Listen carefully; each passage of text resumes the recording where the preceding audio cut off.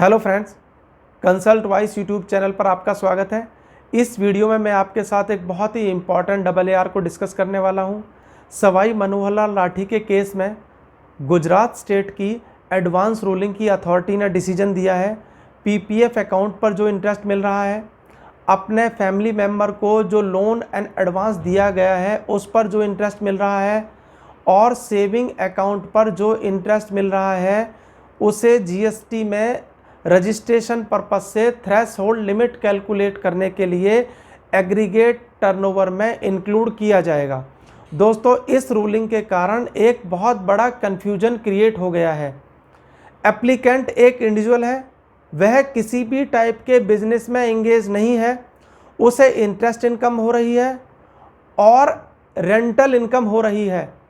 यहाँ पर अथॉरिटी ने डिसीजन दिया, इंटरेस्ट इनकम एक एग्जेम्प्ट सप्लाई है और एग्जेम्प्ट सप्लाई एग्रीगेट टर्नओवर का पार्ट होती है। इंटरेस्ट और रेंटल इनकम को मिलाकर क्योंकि 20 लाख क्रॉस हो रहा है, इसलिए एप्लीकेंट को रजिस्ट्रेशन लेना मैंडेटरी है।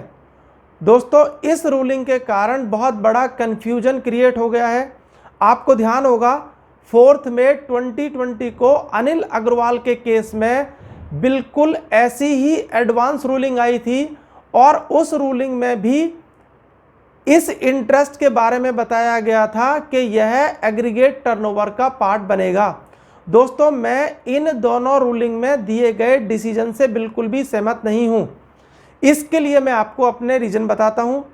सबसे पहले हमें देखना होगा सप्लाई की डेफिनेशन को। सप्लाई की डेफिनेशन के दोस्तों 3 पार्ट हैं। पहला, सप्लाई ऑफ गुड्स सर्विसेज और बोथ। दूसरा, supply should be for a consideration. तीसरा, it should be in the course और फर्दरेंस ऑफ बिजनेस।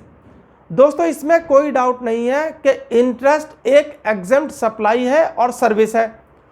तो सप्लाई का पहला टेस्ट पास हो गया, क्योंकि इंटरेस्ट एक कंसीडरेशन है। दूसरा टेस्ट पास हो गया, परंतु थर्ड टेस्ट पास नहीं हुआ। क्या हम ये कह सकते हैं इंटरेस्ट जो PPF अकाउंट पर मिल रहा है वह बिजनेस इनकम है? दोस्तों, मेरा ओपिनियन है यह बिल्कुल भी बिजनेस इनकम नहीं है, क्योंकि एक इंडिविजुअल जब PPF अकाउंट में डिपॉजिट करता है तो उसका पर्पस बिजनेस इनकम नहीं होता, उसका पर्पस टैक्स सेविंग और इंटरेस्ट अर्न करना होता है ताकि वह उसे फ्यूचर में यूज कर सके। अपने फैमिली मेंबर को यदि किसी पर्सन ने एडवांस दे दिया, लोन दे दिया, उस पर उसे इंटरेस्ट मिल रहा है, तो इसे बिजनेस नहीं कहा जा सकता। क्योंकि यदि कोई मनी लेंडिंग का काम करना चाहता है तो उसे इसके लिए लाइसेंस लेना पड़ता है। RBI में डिफरेंट टाइप की फॉर्मेलिटीज हैं जिन्हें पूरा करने के बाद ही वह मनी लेंडिंग का बिजनेस कर सकता है। और यदि कोई पर्सन मनी लेंडिंग का बिजनेस करता है, उसे इंटरेस्ट मिल रहा है, तो ही वह इंटरेस्ट बिजनेस इनकम बनने के बाद में सप्लाई का पार्ट बनेगा। और जो सेविंग अकाउंट पर इंटरेस्ट मिल रहा है उसे भी बिजनेस इनकम नहीं माना जा सकता, क्योंकि एक इंडिविजुअल छोटी छोटी सेविंग करके अपना सेविंग अकाउंट में डिपॉजिट करता है और बैंक उस पर बहुत ही नॉमिनल इंटरेस्ट पे करता है। इसे बिजनेस इनकम नहीं कहा जा सकता। यदि बिजनेस करना होता है तो करंट अकाउंट खोलना होता है। तो दोस्तों, मैंने यहां पर आपको बताया इन तीनों कैटेगरी में जो इनकम हो रही है उसे बिजनेस इनकम नहीं कहा जा सकता।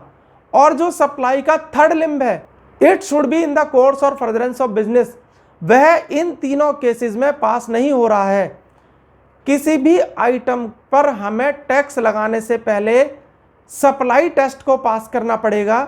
यदि कोई आइटम सप्लाई टेस्ट को पास नहीं कर पाता है तो वह गुड्स और सर्विसेज बनने के बाद भी सप्लाई नहीं हो सकता। इसलिए इन दोनों रूलिंग में जो डिसीजन दिया गया है मैं उससे सहमत नहीं हूं। दोस्तों, यदि आपको ये मेरा वीडियो अच्छा लगे, आप इसे शेयर करें, लाइक करें। यदि अभी तक आपने इस YouTube चैनल को सब्सक्राइब नहीं किया है, मेरी आपसे रिक्वेस्ट है इसे सब्सक्राइब करें। Thank you very much.